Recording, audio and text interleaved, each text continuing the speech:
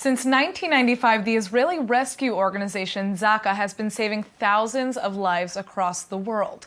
Today, ZAKA has a team of 3,000 volunteers on call 24/7 to respond to any disaster. And joining us now with more information about their groundbreaking work is Mattie Goldstein, the ZAKA International Chief Officer.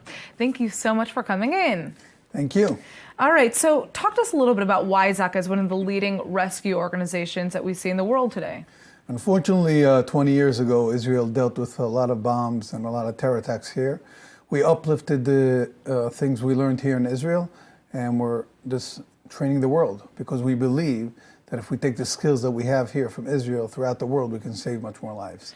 And I mean, obviously, so this comes from a history of experience with terrorism and violence that's kind of led to better emergency and rescue operations as a whole. And ZAKA also has motorcycles, which is kind of an innovative thing in the emergency response world, right? Because you can get to people a lot faster. Right. One of the main problems we all have all around the world, people like to drive their own car, which means we have a lot of traffic. Right. What we did with the ambicycles and the motorcycles that have the medical equipment is making sure that our teams get to the scene much faster. If we get there much faster, we save much more lives. Right, and you're able to do that on motorcycles, which is just so amazing. So tell us about how and why ZAKA started working internationally, because originally ZAKA was only here in Israel. First of all, in the first couple of years, we built our skills, like I said, here in Israel, and then we understood that the Jewish communities are going to be a target too. If we're having so much trouble here in Israel, probably the Jewish communities will be a target. And the first couple of years, we started to train the Jewish communities around the world. Since, I would say, 6 to 7 years, we're already training countries. Now I'm going to Indiana to train the National Guard, the American Army. We have projects in Africa and Europe. And what we bring into the show is the management of disaster. We're coming and we're building a structure that different agencies can speak together when something happens. So today it's not only about Jewish communities, it's about just training other countries and nations and personnel to kind of take ZAKA's lead, Today it's the biggest Jewish international rescue unit around the world. We have 50 teams around the world, close to 3,000 volunteers around the world. By the way, not only Jewish.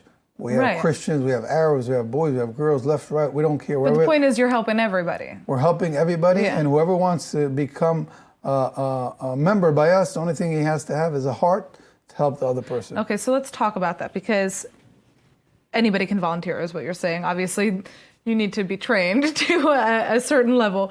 But who are the people that are volunteering today, and how do they have the time? Because it's a lot of work. It's a lot to take on. You're right. First of all, there's a lot of good people around the world that want to help others. They just need the skills, and like you said, they need the time. So what we do is we go to a country, to a city, or to a state, and we choose our leader. Once we choose the leader, he has to gather 30 to 40 members, and then we start training them. The training starts from 1 week, 2 weeks, a month, depending what training is.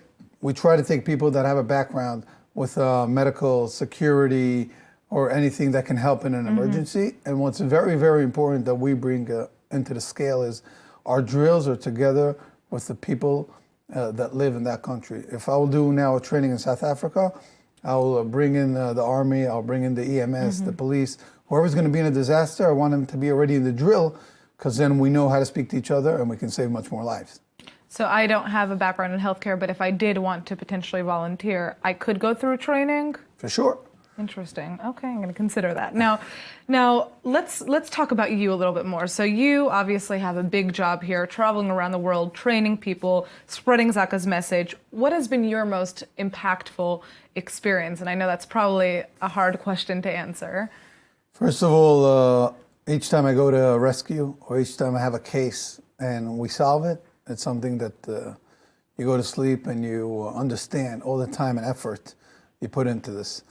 But everybody remembers the earthquake in Haiti a couple of years ago. I was the first Israeli delegation there, and one of the first delegations in the world. You said I'm traveling a lot. And that period I was in Mexico, which is really close to there. And after 7 hours from the earthquake, I took out a whole family from out of the rubble. And I speak with them till today. They came to Israel a couple of years ago. And that's what ZAKA is all about. We understand that disasters are going to happen, and obviously they're happening every day in different places around the world. We want to make sure that we're there as fast as we can, save the lives we have to save, and after that also take care of the people that were killed. Wow. Well, listen, I mean, the work that Zaca has been doing is just unbelievable. We cover this all the time in the news, and it is really an honor to meet you. And of course, we're going to be having more videos coming out about different volunteers that work with Zaca to hear their personal stories. So Mattie, thank you so much for coming in. Thank you very much for your time.